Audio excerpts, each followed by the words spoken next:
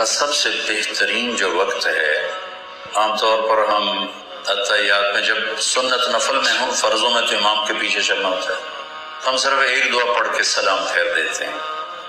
دعا کا سب سے بہترین جو وقت ہے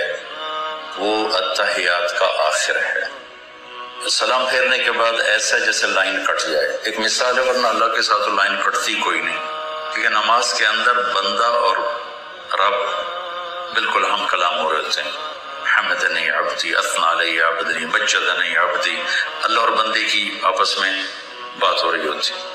تو سلام پھیرنے سے پہلے جو ہم دعا مانگتے ہیں وہ زیادہ طاقتور ہے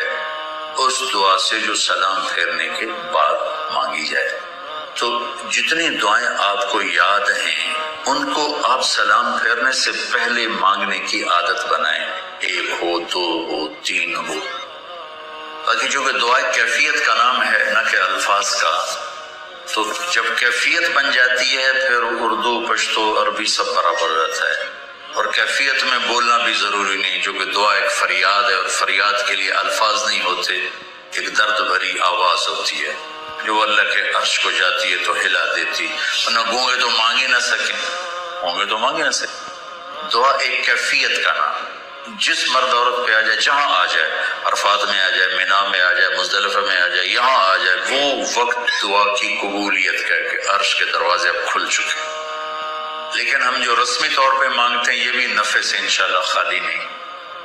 لیکن دعا کی اصل جو روح ہے وہ کیفیت ہے، فقر والی، سوال والی اور آہوزاری والی، جس کی بھی ہو جائے۔ اور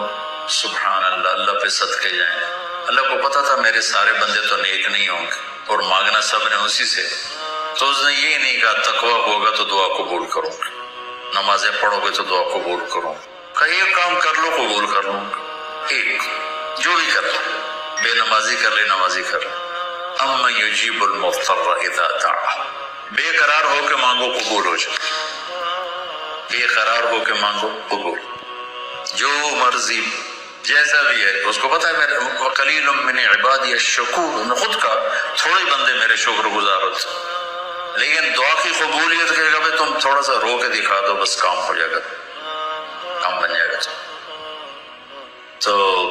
نماز کو اطمینان سے پڑھا جائے،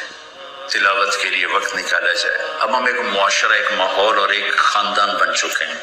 کوئی اونچ نیچ ہو تو برداشت کیا جائے، کوئی کمی بیشی ہو چپ کر جائیں، سہ جائیں، پی جائیں، آپس میں کوئی کسی سے اونچ نیچ ہو جائے تو دوسرا اس کو برداشت کرے، اس کو سہ جائے، درگزر کر جائے، معاف کر دے، الٹا اس سے معافی مانگ لے کہ میں آپ کے لیے تکلیف کا سبب بنا، مجھے معاف کر دو، تو انشاءاللہ اللہ کو یہ بات بہت پسند آئے گی، بہت پسند آئے گی۔ آخر میں